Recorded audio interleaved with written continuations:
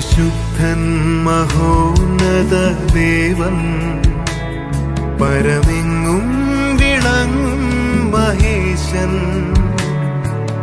സ്വർഗീയ സൈന്യങ്ങൾ വാഴ്ത്തി സ്തുതിക്കുന്ന സ്വർലോകനാഥനാം മശിഹ. പരിശുദ്ധ പരമ ദിവ്യകാരുണ്യത്തിന് എന്നേരവും ആരാധനയും സ്തുതിയും പുകഴ്ചയും ഉണ്ടായിരിക്കട്ടെ. പരിശുദ്ധ പരമ ദിവ്യകാരുണ്യത്തിന് എന്നേരവും ആരാധനയും സ്തുതിയും പുകഴ്ചയും ഉണ്ടായിരിക്കട്ടെ. പരിശുദ്ധ പരമ ദിവ്യകാരുണ്യത്തിന് എന്നേരവും ആരാധനയും സ്തുതിയും പുകഴ്ചയും ഉണ്ടായിരിക്കട്ടെ. ദിവ്യകാരുണ്യ ഈശോയിൽ ഏറ്റവും സ്നേഹിക്കപ്പെടുന്ന പ്രിയപ്പെട്ട സഹോദരരെ, വിശുദ്ധ കുർബാനയിൽ ഉദ്ധിതനായി നിൽക്കുന്ന ഈശോ നിങ്ങളെ ഓരോരുത്തരും സമർത്ഥമായിട്ട് അനുഗ്രഹിക്കട്ടെ എന്ന് പ്രാർത്ഥിക്കുകയാണ്. ഈശോ വിശുദ്ധ കുർബാനയെ പറ്റി പഠിപ്പിക്കുന്നതിന് മുമ്പ് 5 അപ്പം 5000 പേർക്ക് കൊടുക്കുന്നത് നമ്മൾ വിശുദ്ധ യോഹന്നാന്റെ സുവിശേഷം 6-ാമത്തെ അധ്യായത്തിൽ നമ്മൾ കാണുന്നുണ്ട്. അനേകം പേർ ഈശോയുടെ അടുക്കൽ സുവിശേഷം കേൾക്കാനും രോഗസൗഖ്യം ലഭിക്കാനുമായി വന്നപ്പോൾ ഈശോ നോക്കിയപ്പോൾ അവർക്ക് ഭക്ഷണം കൊടുക്കണം. എന്തു ചെയ്യും? അപ്പോൾ ശിഷ്യന്മാർ ഓരോരുത്തരും അവരെ ഓരോ സ്ഥലങ്ങളിലായിട്ട് അറേഞ്ച് ചെയ്യുകയാണ്. ഉടൻ തന്നെ കുറച്ച് അകലെ നിൽക്കുന്ന ഫിലിപ്പോസിനെ വിളിച്ചു. ഫിലിപ്പോസ്, ഇത്രയും ജനം ഇവിടെ വരുന്നില്ലേ? ഇവർക്ക് ഭക്ഷിക്കാൻ എന്തെങ്കിലും കൊടുക്കണ്ടേ? ഫിലിപ്പോസ് നോക്കിയപ്പോൾ ആയിരങ്ങൾ വന്നുകൊണ്ടേയിരിക്കുകയാണ്. എങ്ങനെ കൊടുക്കും? അപ്പോൾ തൊട്ടപ്പുറത്ത് തന്നെ അന്ത്രയോസ് നിൽക്കുന്നുണ്ട്. അന്ത്രയോസിനോട് ചോദിച്ചു, ഇതാ ഗുരു ചോദിക്കുന്നു, ഇവർക്ക് ഭക്ഷണം കൊടുക്കണ്ടേ? അന്ത്രയോസ് ഒരു ട്രിക്ക് പറഞ്ഞു. നീ ഒരു കാര്യം ചെയ്യ്, പോക്കറ്റിൽ എത്രമാത്രം കാശുണ്ടെന്ന് നോക്ക്, അവരുടെ പണസഞ്ചിയിൽ എത്രമാത്രം കാശുണ്ടെന്ന് നോക്ക്.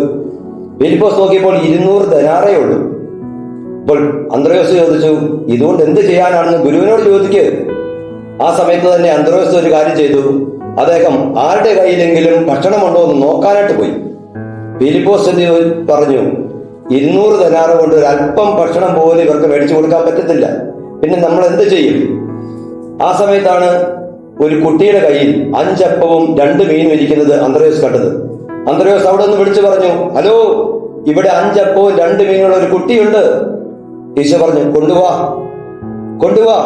ഇതുകൊണ്ട് എന്ത് ചെയ്യാനാണെന്ന് വീണ്ടും ചോദിച്ചപ്പോൾ പറഞ്ഞു, കൊണ്ടുവാ. അത് കൊണ്ടുവന്നു. ഈശോ എന്ത് ചെയ്തു എന്ന് തിരുവചനം നമ്മളെ ഓർമ്മപ്പെടുത്തുകയാണ്. ഈശോ അപ്പമെടുത്ത് കൃതജ്ഞതാ സ്തോത്രം ചെയ്ത് അവർക്ക് വിതരണം ചെയ്തു. അത്രയും ജനങ്ങൾക്ക് കൊടുക്കാനായിട്ട് ഈശോ എന്താ ചെയ്തത്? കൊണ്ടുവന്ന ആ 5 അപ്പവും 2 മീനും എടുത്ത് കൃതജ്ഞതാ സ്തോത്രം ചെയ്ത് അത് വർദ്ധിപ്പിച്ചു കൊടുത്തു. ഇത് കാണുമ്പോൾ യഹൂദരുടെ ചിന്തയിലേക്ക് പോകുന്ന ഒരു കാര്യമുണ്ട്. പഴയ നിയമത്തിൽ അവരുടെ പൂർവ്വപിതാക്കന്മാർ മരുഭൂമിയിലൂടെ പോയപ്പോൾ വിശന്ന് പറഞ്ഞപ്പോൾ ദൈവം എന്താണ് ചെയ്തത്? മന്ന കൊടുത്തു. വിശന്നിരിക്കുന്നവർക്ക് മന്ന കൊടുത്തതിനെ പറ്റി ഓർമ്മ വന്നു. ഇതാ ദൈവത്തിന് മാത്രം ചെയ്യാൻ പറ്റുന്ന കാര്യം. ആയിരങ്ങൾക്ക് 5 അപ്പം കൊണ്ട് ഭക്ഷണം കൊടുക്കാനായിട്ട് സാധിക്കുന്ന ഇവൻ ദൈവമാണെന്ന് അവർ തിരിച്ചറിയുകയാണ്. ഇതിൽ നിന്ന് നമ്മൾ തിരിച്ചറിയേണ്ട ഒരു കാര്യം, ഈശോയ്ക്ക് ഈ ആയിരക്കണക്കിന് ആൾക്കാർക്ക് ഒറ്റയ്ക്ക് ഭക്ഷണം കൊടുക്കാൻ അറിയാൻ മേലഞ്ഞിട്ടല്ല. അപ്പോൾ ഇവിടെ ചെയ്യുന്നത്, കയ്യിലിരിക്കുന്നത് കൊണ്ടുവരാനായിട്ട് പറയുന്നത്, നമ്മുടെ കയ്യിലിരിക്കുന്നത് ഈശോയിലേക്ക് കൊടുക്കണം.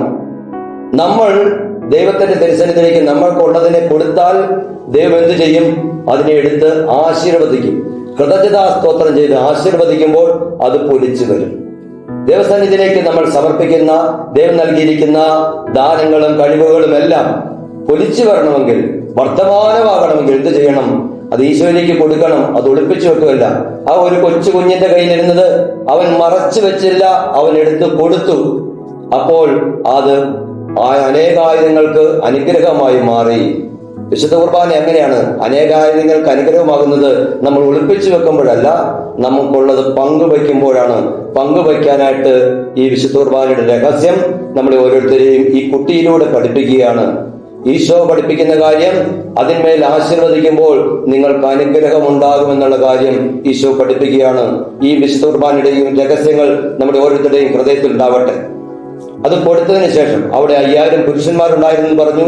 അങ്ങനെയെങ്കിൽ സ്ത്രീകളും കുട്ടികളും ഉൾപ്പെടെ അതിന്റെ 3 ഇരട്ടി, ഒരു 20,000 പേരെങ്കിലും അവിടെയുണ്ട്. അവർക്കുള്ളതെല്ലാം ഭക്ഷിച്ചതിന് ശേഷം വീണ്ടും മിച്ചം വരികയാണ്. എന്തുവരം? 12 കൊട്ട നിറയെ.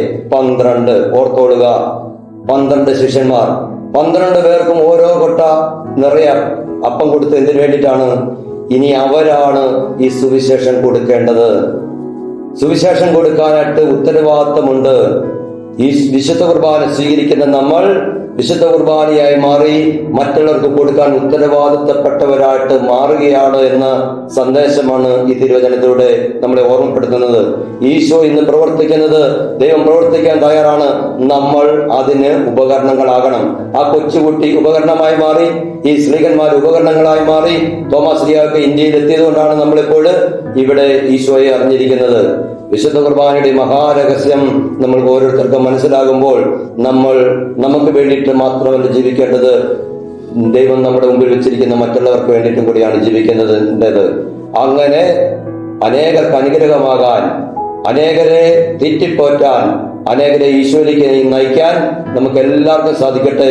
ഈ വിശുദ്ധ കുർബാനയുടെ മുമ്പിൽ ഇരുന്ന് ആരാധന നടത്തുന്ന ഓരോ വ്യക്തിക്കും ആ മഹാരഹസ്യം മനസ്സിലാകും. ബുദ്ധിയുടെ തലത്തിലല്ല, ഹൃദയത്തിന്റെ തലത്തിൽ അത് മനസ്സിലാകും. കൊടുക്കാനായിട്ട് പഠിക്കും, പൊടിയാനായിട്ട് പഠിക്കും, വിട്ടുകൊടുക്കാൻ പഠിക്കും, ക്ഷമിക്കാൻ പഠിക്കും, സ്നേഹിക്കാൻ പഠിക്കും, ഒന്നുമില്ലാതാകാൻ പഠിക്കും. ഇതാണ് വിശുദ്ധ കുർബാനയുടെ മഹാരഹസ്യം. ഈശോ നമ്മുടെ ഓരോരുത്തരെയും സമർത്ഥമായിട്ട് അനുഗ്രഹിക്കട്ടെ എന്ന് പ്രാർത്ഥിക്കുന്നു. നിങ്ങളെ ദൈവം എല്ലാവരും അനുഗ്രഹിക്കട്ടെ. നമ്മുടെ കർത്താവ് യേശു മിശിഹായുടെ കൃപയും പിതാവായ ദൈവത്തിന്റെ സ്നേഹവും പരിശുദ്ധാത്മാവിന്റെ സഹവാസവും നമ്മെല്ലാവരുടെയും കൂടെ ഉണ്ടായിരിക്കട്ടെ, ഇപ്പോഴും എപ്പോഴും എന്നേക്കും. ആമേൻ. യേശു മിശിഹായ്ക്ക് സ്തുതിയായിരിക്കട്ടെ. ദിവ്യകാരുണ്യത്തിൻ മുൻപിൽ തെളിയാത്ത പാതകളില്ല. ദിവ്യകാരുണ്യത്തിൻ മുൻപിൽ ഉരുകാത്ത ഹൃദയങ്ങളില്ല. ദിവ്യകാരുണ്യത്തിൻ മുൻപിൽ ഒഴിയാത്ത ബാധകളില്ല. ദിവ്യകാരുണ്യത്തിൻ മുൻപിൽ ചൊരിയാത്ത കൃപകളുമില്ല. ആരാധിച്ചിടാം, താണുവണങ്ങിടാം, ആശ്രയിച്ചിടാം ദിവ്യകാരുണ്യത്തെ. ആരാധിച്ചിടാം,